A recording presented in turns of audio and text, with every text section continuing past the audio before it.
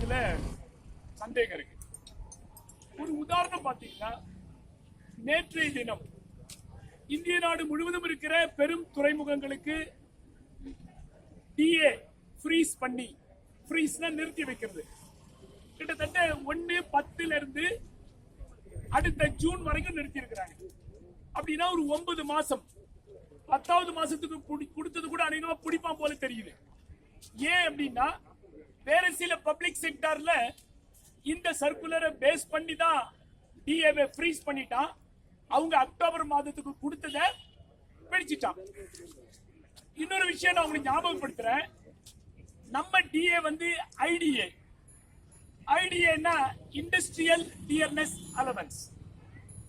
இன்னொரு டிஏ இருக்கு, central dearness allowance, CTA. CTA 6 மாசத்துக்கு ஒரு முறை தான் கொடுப்பான். ஐடிஏ 3 மாசத்துக்கு ஒரு முறை கொடுப்பான். இந்த 6 மாசத்துக்கு ஒரு முறை கொடுக்கிற ஐடிஏவை, சிடிஏவை ஏப்ரல் மாதமே நிறுத்திட்டான். 48 லட்சம் மத்திய அரசு ஊழியர்கள் அதனால் பாதிக்கப்பட்டார்கள். 64 லட்சம் மத்திய அரசு பென்ஷன்தாரர்கள் பாதிக்கப்பட்டார்கள். நாடு முழுக்க அவர்கள் ஆர்ப்பாட்டம், போராட்டம் செய்தார்கள். நாம் கண்டுக்கவே இல்லை. நம்ம சந்தேகம் மட்டும் கேட்டார் தோழர், சிடிஏ வேற ஐடியா வேற தானே? ஆமா வேற. நமக்கு வராது இல்ல, நமக்கு வராது. எப்போ? ஏப்ரல்ல. இப்போ நேத்து போட்டிருக்கான்.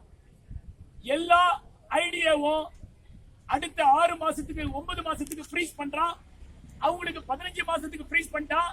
அந்த சர்க்குலர்ல இன்னும் போட்டிருக்கிறான், அடுத்த உத்தரவு வரும் வரை இது நீடிக்கும். சரி, நான் இதெல்லாம் ஏன் சொல்ல பின்னாடி வரேன். இன்னொரு சர்க்குலர் நம்ம தோழர்கள் தான் வாட்ஸ்அப்ல போட்டே இருக்கிறாங்க. அது என்ன? Reserve bank circular. என்ன ரிசர்வ் பேங்க் சர்க்குலர்? அடுத்த நிதியாண்டிற்கும் கோஆபரேட்டிவ் பேங்க் எந்த விதமான லாபத்தையோ அறிவிக்க கூடாது. கோஆபரேட்டிவ் பேங்க்ல இருக்கிற ஈக்விட்டி ஷேர் மூலதனம் போட்டிருக்கிறவங்களுக்கு எந்த டிவிடெண்ட் அறிவிக்க கூடாது. நம்ம என்னடா சகட்டு படி நம்ம டைரக்டரை திட்டி தீர்த்துட்டோம். ஏன் விளங்கவே மாட்டான் அவன் அப்படின்னு. பாவம் அவன், அவனுக்கு இதுக்கு சம்பந்தமே இல்லை. மத்திய அரசு ரிசர்வ் பேங்க் இத ஃப்ரீஸ் பண்ணிருக்கான். சரி, இப்ப நமக்கு டிஏவை ஃப்ரீஸ் பண்றான். சரி, சிடிஏ ஃப்ரீஸ் பண்ணிட்டான். சரி, இதுக்கு எல்லாத்துக்கும் என்ன காரணம் சொல்றாங்க? இந்த கோவிட்-19 என்கிற கொரோனா தொற்று இருக்கிற காலத்தில் நாடு முழுவதும் இருக்கிற பொருளாதாரம் சேதமடைந்து விட்டது. பொருளாதாரம் கடினமாக பாதிக்கப்பட்டு விட்டது. பொருளாதாரம் பாதிக்கப்பட்டதனால் இந்த நாட்டு முதலாளிகளுக்கு 20 லட்சம் கோடி மானியம், துறைமுக பயணீட்டாளருக்கு, port users, stevedores, shipping company agents, steamers, stevedores, அவங்க எல்லாருக்கும் 6 மாசத்துக்கு நீங்க எந்த பணமும் கட்ட வேணாம். ஒவ்வொரு துறைமுகம் 30 கோடி துறைமுகத்துக்கு நஷ்டம். நாம் என்ன கேட்கிறோம்னா, இந்த கோவிட்-19 பாதிக்கப்பட்டவங்க முதலாளி மட்டும்தானா? தொழிலாளி பாதிக்கப்படவே இல்லையா? ஆகவே எல்லா ஆபத்துகளும், எல்லா சிக்கன நடவடிக்கைகளும் தொழிலாளிக்கு, முதலாளிகளுக்கு சலுகை மேல் சலுகை.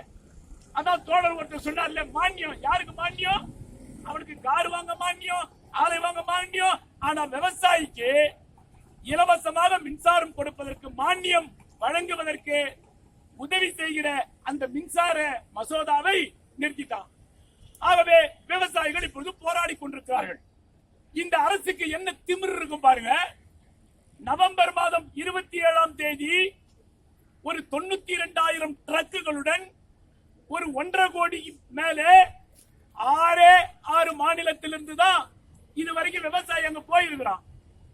பஞ்சாப், ஹரியானா, இமாச்சல் பிரதேஷ், உத்தரப்பிரதேஷ், சத்தீஸ்கர், இந்த மாதிரி சில அங்க இருக்கிற டில்லிக்கு பக்கத்துல டிராக்டர் வண்டியிலேயே போயிட முடியும் அப்படிங்கிற மட்டும்தான் அங்க போயிருக்கிறான். ஆனா இந்த விவசாய சங்கங்களுடைய போராட்டத்தில் இந்திய நாடு முழுவதும் இருக்கிற ஒரு 500 அமைப்புகள் இருக்கு, 500 பெடரேஷன். அதுல அக்ரிகல்ச்சர் ஒர்க்கர்ஸ், அக்ரிகல்ச்சர் யூனியன். அதாவது விவசாயி வேற, விவசாயி தொழிலாளி வேற.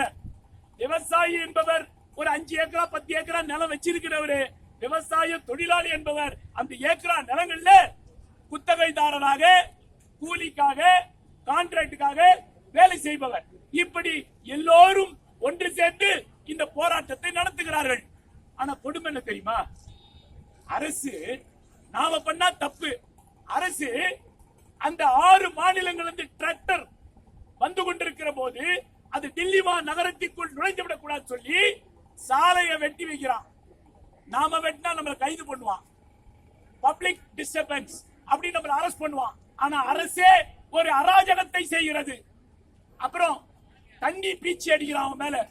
இதுவரைக்கும் விவசாயி அவன் நாத்து நட்டு அவன் களப்புடிங்கி அவன் வேறு வச்சுதான் தண்ணீர் பாய்ச்சி பார்த்திருப்பான வழியே அவன் மேல தண்ணீர் பாய்ச்சி இப்பதான் முதல் முறையாக அந்த அனுபவத்தை பெறுகிறான். தோழர்களே, நாம் அடிக்கடி சொல்லுகிறோம், ஒரு போராட்டம் என்பதுதான் நமக்கு ஏராளமான படிப்பினை. அந்த போராட்டத்தின் போதுதான் யார் நம் பக்கம் யார் அரசு பக்கம் என்பதை அடையாளம் காட்டும். நீங்க பத்திரிகையில பார்த்திருப்பீங்க, நான் நிறைய பேச வேண்டியதே இல்லை. சாப்பாடு கொடுக்கிறேன் உட்காருங்கன்னு சொல்றாரு மந்திரி, டீ கொடுக்கிறேன் பிஸ்கெட் தர்றேன் சாப்பிடுங்கன்றாரு. விவசாய சங்க தலைவர் என்ன சொல்றான்? அத வந்து நிக்குது பார் வெள்ள வேனு, அந்த வேன்ல எனக்கு சாப்பாடு இருக்குது, எனக்கு டீ பிஸ்கெட் இருக்குது. உன் டீ பிஸ்கெட்டுக்காக உன் சாப்பாட்டுக்காக நான் வரல, ரெண்டுல ஒன்று சொல்லாம போக மாட்டேன். இந்திய நாட்டில் இருக்கிற 30-32க்கு மேற்பட்ட மாநிலங்களிலிருந்து நாங்கள் இன்னும் ஆட்களை திரட்டவில்லை. ஒரு 6 மாநிலத்திலிருந்து மட்டுமே நாங்கள் வந்திருக்கிறோம். மற்ற மாநிலங்களிலே எங்களுக்கு ஆதரவாக இயக்கங்கள் நடத்துங்கள் என்று சொல்லியிருக்கிறோம். இன்னும் தென்னகத்தில் இருந்து கேரளா, தமிழ்நாடு, ஆந்திரா, கர்நாடகா என்று நமது விவசாயிகள் யாரும் டில்லி நகரை நோக்கி முற்றுகையிடவில்லை. நாம் முற்றுகையிட்டால் என்ன நடக்கும்? ஆகவே தோழர்களே, இந்த போராட்டம் என்பது எந்த அளவிலும் தோற்றுவிடக் கூடாது. இந்த போராட்டம் தோற்றுவிடுமையானால் தொழிலாளி வர்க்கமும் விவசாய வர்க்கமும் தோற்குமானால் முதலாளிகள் அப்பர் எடுப்பார், முதலாளிகளுடைய கை ஓங்கிவிடும். ஆகவே தேசம் முழுவதும் இருக்கிற உழைப்பாளிகளுக்கு ஆதரவாக, விவசாயிகளுக்கு ஆதரவாக இன்றைய தினம் நாடு முழுக்க தமிழகத்திலே இருக்கிற 2 மிகப்பெரிய வியாபாரிகள் சங்க தலைவர்கள் வெள்ளையன், விக்ரமராஜா போன்றவர்கள் கூட இன்றைக்கு கடை அடைப்புக்கு ஆதரவு தெரிவித்திருக்கிறார்கள். நம்முடைய 10 மத்திய தொழிற்சங்கங்கள் இது ஏதோ விவசாயி போராட்டம் என்று நாம் பாழாக இருக்கக்கூடாது, நாம் ஏதோ சும்மா இருந்துவிட முடியாது. இந்த தேசத்தில் எப்பொழுதெல்லாம் மக்களுக்கும் விவசாயிக்கும் தொழிலாளிக்கும் இந்த முதலாளிகளால் ஆளும் கட்சி அராஜகத்தால் ஆபத்து வருகிறதோ அதை எதிர்த்து நாம் குரல் எழுப்ப வேண்டும். நமது ஒற்றுமையை நாம் காட்ட வேண்டும். அவரிடத்திலே ராணுவம் இருக்கு, போலீஸ் இருக்கு, ஜெயில் இருக்கு, கோர்ட் இருக்கு. ஆனா நம்மிடம் தொழிலாளி வர்க்க ஒற்றுமை மட்டுமே இருக்கிறது. இந்த ஒற்றுமையை நாம் உயர்த்தி பிடிப்போம். டிசம்பர் மாத கடும் குளிர் எலும்பை கூட உருக்கிவிடும். எலும்புக்குள் பாயும் அந்த குளிர். டில்லி மாநகரத்திலே நாங்கள் இருந்தவர்கள், எங்களுக்கு தெரியும். அந்த குளிரிலே கோடிக்கணக்கான விவசாயிகள் போராடுகிறார்கள் என்றால் நீங்கள் யோசிச்சு பண்ணி பாருங்க. ஆகவே அந்த போராட்டம் தொடர்ந்து நடைபெற வேண்டும். அந்த போராட்டத்தை நாம் வெளியிலிருந்து ஆதரிக்க வேண்டும். அந்த போராட்டம் வெற்றி பெறுவது என்பது தொழிலாளி வர்க்கத்திற்கான போராட்டமாக அது அமையும் என்று சொல்லி இந்த மாதிரியான போராட்டங்களுக்கு தொழிலாளர்கள் ஆதரவு தெரிவிக்கிறோம். பலரும் பேசும்போது பேசினாங்க, நீங்க இதுவரைக்கும் விவசாயிகளுடைய பிரச்சனை பற்றி நம்ம இத்தனை தொழிற்சங்க தலைவர்கள் பேசி கேட்டதுண்டா எப்பயாவது? அல்ல நீங்க தான் கேட்கறதுக்கான முயற்சி பண்ணதுண்டா? இல்ல, நாம எப்பவுமே இப்ப கூட நம்ம டிஎஃப் ரீசானா எப்ப சார் வரும் அப்படிதான் நம்ம இருக்கட்டும், இது நம்மளுடைய இஷ்யூ. ஆனா ஒரு பொதுவான பிரச்சனைக்கு நாம் தெருவுக்கு வர வேண்டும், போராட்டத்துக்கு வர வேண்டும். போராட்டம் மட்டுமே இந்த மாதிரி முதலாளிகளிடமிருந்தும் அரசியலிடம் நம்மை காப்பாற்றும் என்று சொல்லி இவ்வளவு பெரிய அளவிலே குறைந்தபட்ச மிக குறுகிய கால அளவிலே தகவல் சொல்லியும் இந்த அளவிற்கு வந்திருக்கிறேன். இங்க வந்து பல்வேறு செய்திகளை வழங்கிய அனைத்து சங்க தலைவர்களுக்கும் உங்களுக்கும் நன்றி கூறி வாய்ப்புக்கு நன்றி பாராட்டி இடம் சாருகிறேன். வணக்கம்.